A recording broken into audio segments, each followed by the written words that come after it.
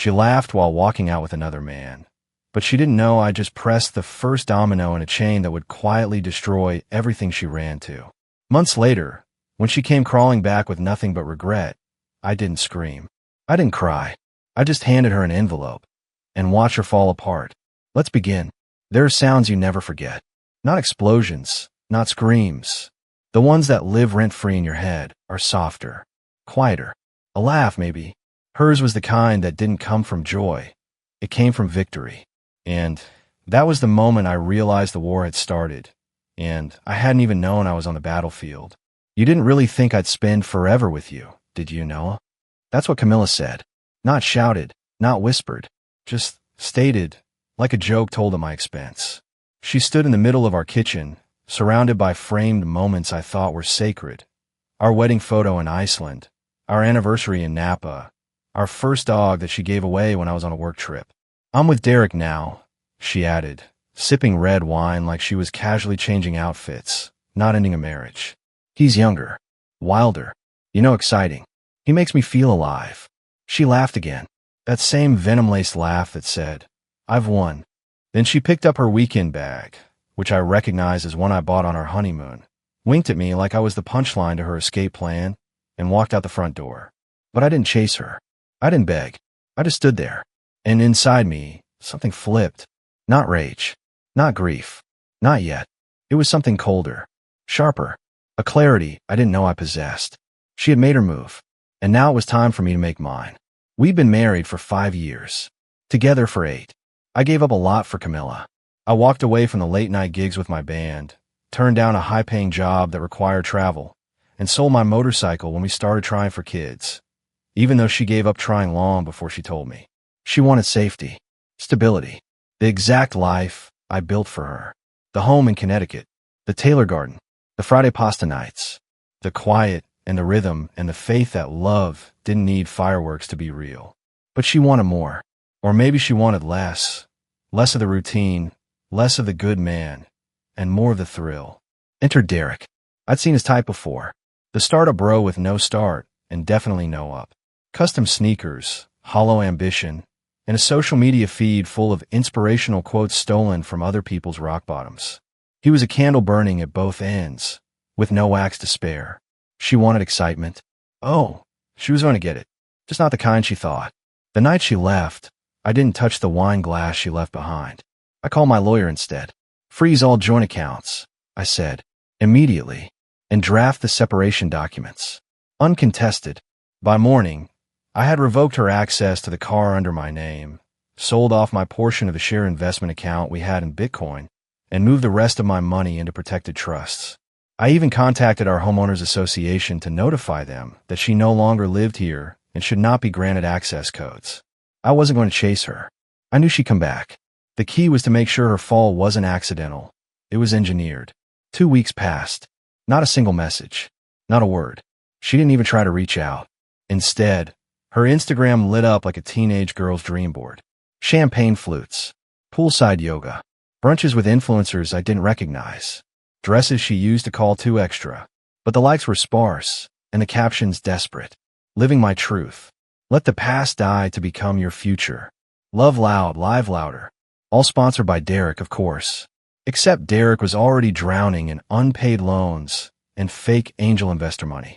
I knew because I'd already started collecting every thread of his lies, discreetly, patiently. The man couldn't run a business if it had wheels.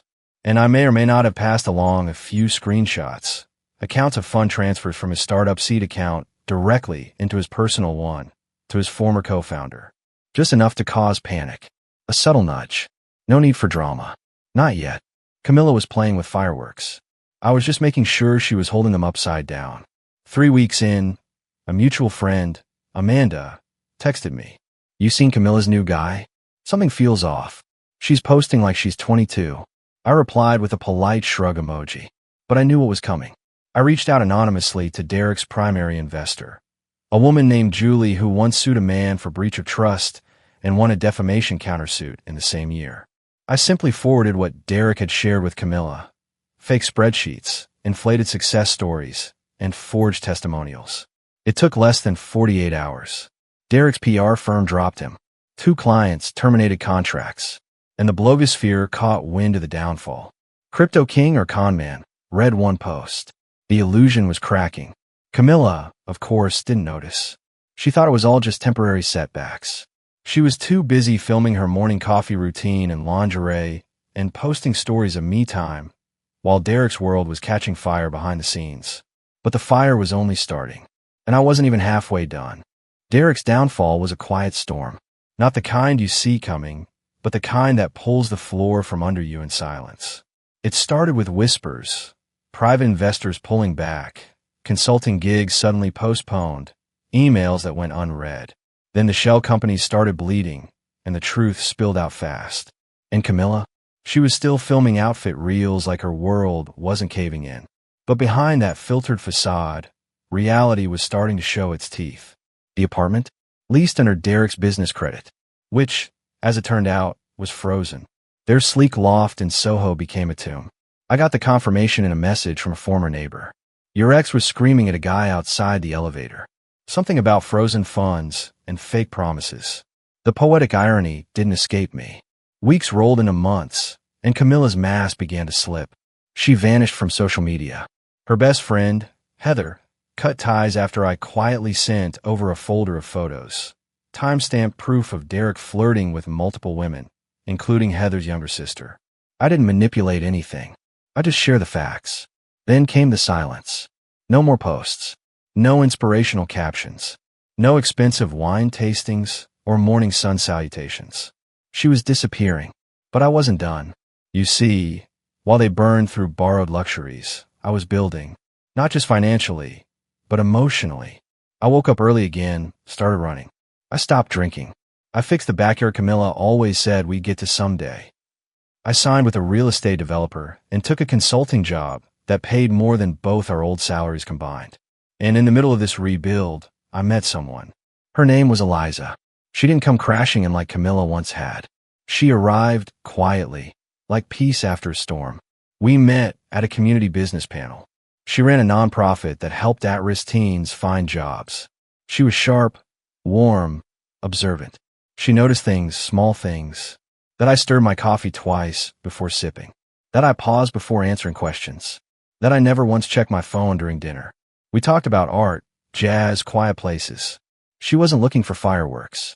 She was the fireplace. And for the first time in years, I stopped checking Camilla's socials. I didn't need to, until the knock on my door came. It was 10:43 p.m., a cold Thursday. I was in a sweatshirt and socks, watching a documentary with Eliza, when my phone lit up. Camilla, can we talk? Please. I messed up. I didn't reply. 3 days later, I found her standing outside my doorstep. No makeup, hair matted, mascara stained from tears. She looked like a version of herself I'd never seen. Stripped of pride. Empty. I don't expect anything, she whispered. I don't know where else to go.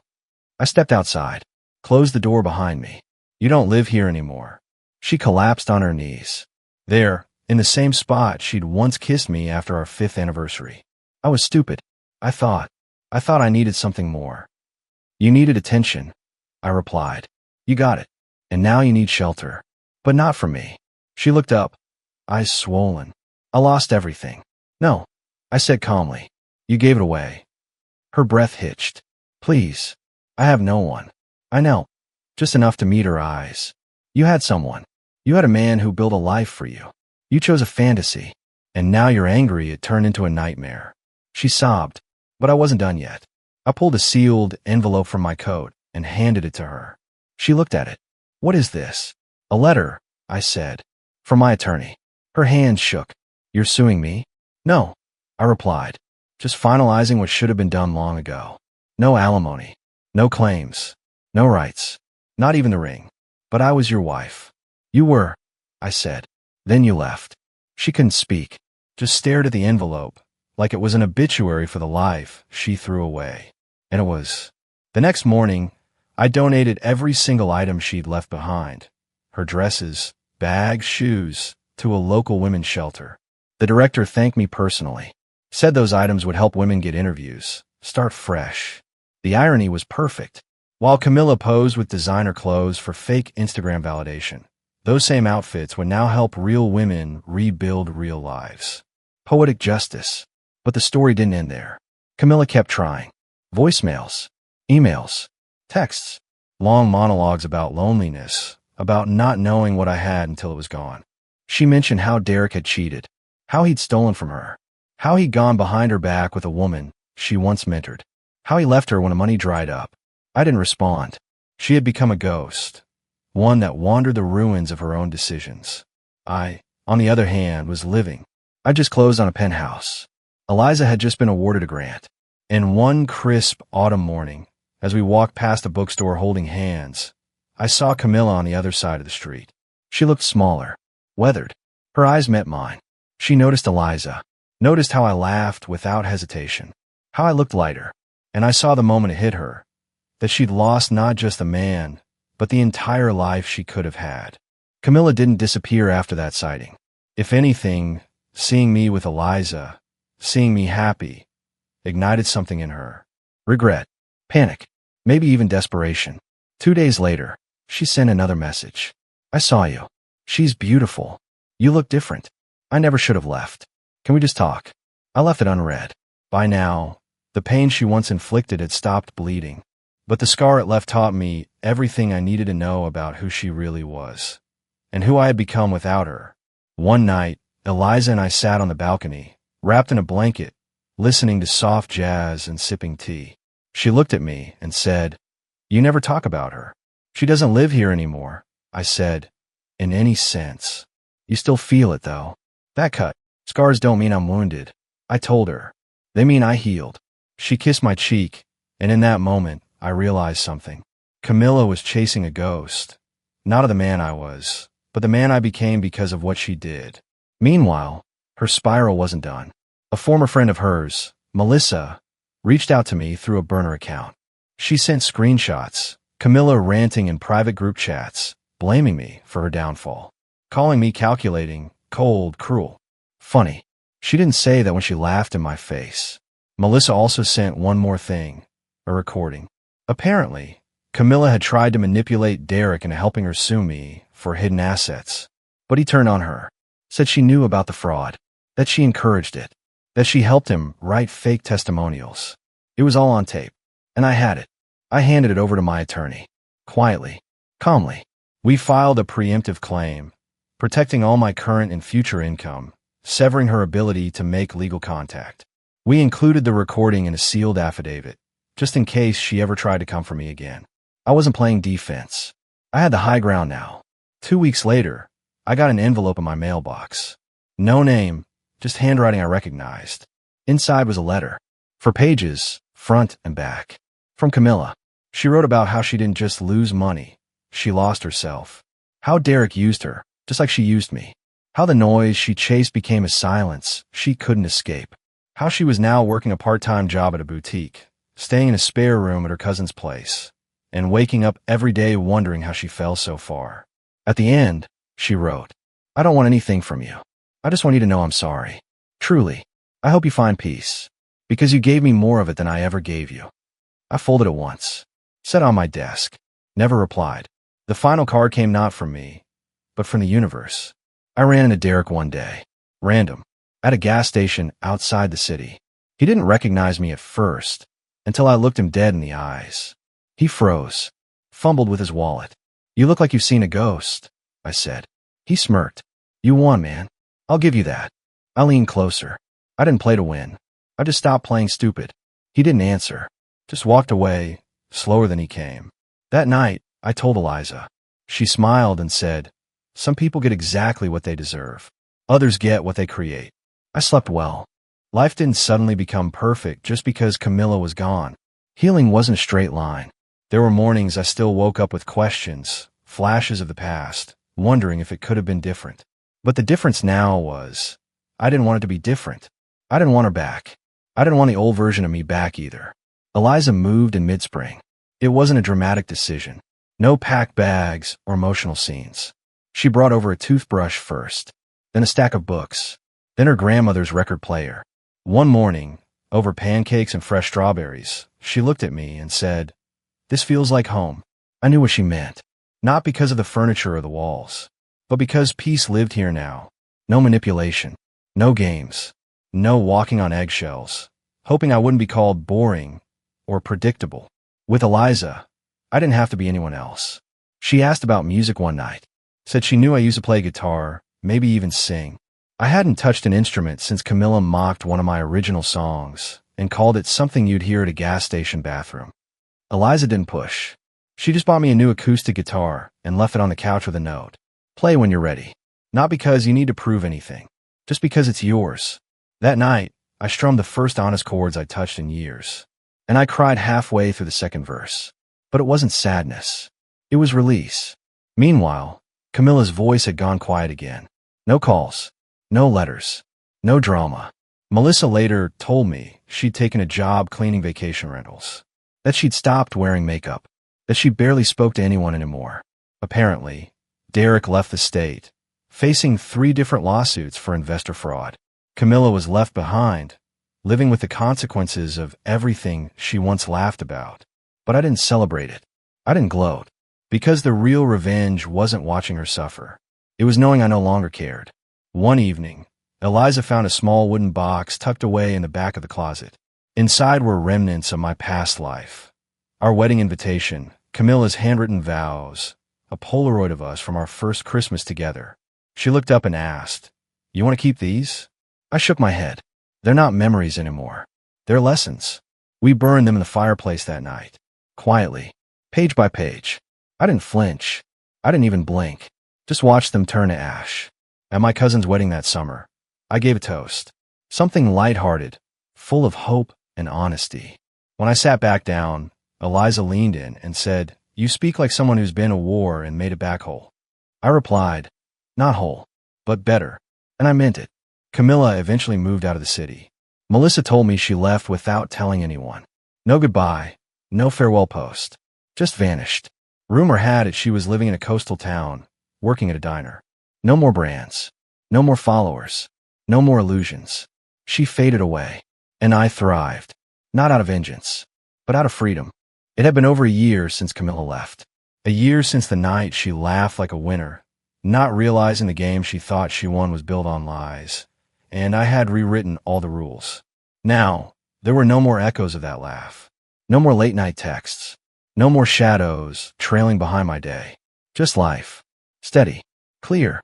Honest. Eliza and I took a weekend trip to a small mountain town in Vermont. Cozy cabins, maple trees in bloom, the kind of place where time didn't rush.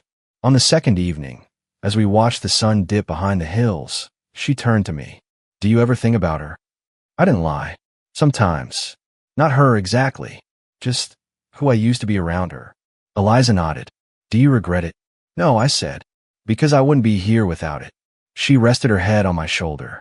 "That's why I love you," she whispered. "You don't run from pain. You build with it." A week after we returned, I received a handwritten letter. No return address. No perfume. Just my name. The writing was unmistakable. "Noah, I don't know what made me write this. Maybe it's the fact that I walked past the old park we used to go to, or that my mom asked about you for the first time since we split. Or maybe it's just that I saw a man on the train holding hands with a woman and laughing like the world didn't owe him anything. And I realized that could have been us. I know now that I broke more than just vows. I broke something in you. And yet, you didn't break back. You became something else. Someone else. I saw a video of you speaking at that tech summit. You looked like someone who finally understood his own worth. And she looked at you like I used to, before I ruined it. I don't expect anything. Not forgiveness. Not a reply. I just wanted you to know. I understand now. I lost the best thing I ever had. And I did it with a smile. You never had to lift a finger to destroy me. I did it all myself. I hope you're happy. You deserve to be. Camilla. I read it once. Then again. Then I folded it and placed it inside the drawer of my desk. Not to keep as a memory, but as a reminder. Not all closure comes in the form of confrontation. Sometimes it arrives quietly. In handwriting. In admissions. In the soft collapse of a fantasy that once burned too bright. That weekend, Eliza and I visited a small vineyard just outside the city. While she browsed the tasting room, I stood by the fence overlooking the vines. The wind was warm. The sun steady. I didn't think of Camilla. I didn't wonder where she was. I just stood there, at peace with everything that had been, and everything that would come. Because true revenge wasn't watching her fall. It was watching myself rise, without needing her to see it. No noise, no spectacle, just silence, success, and something even stronger. Peace.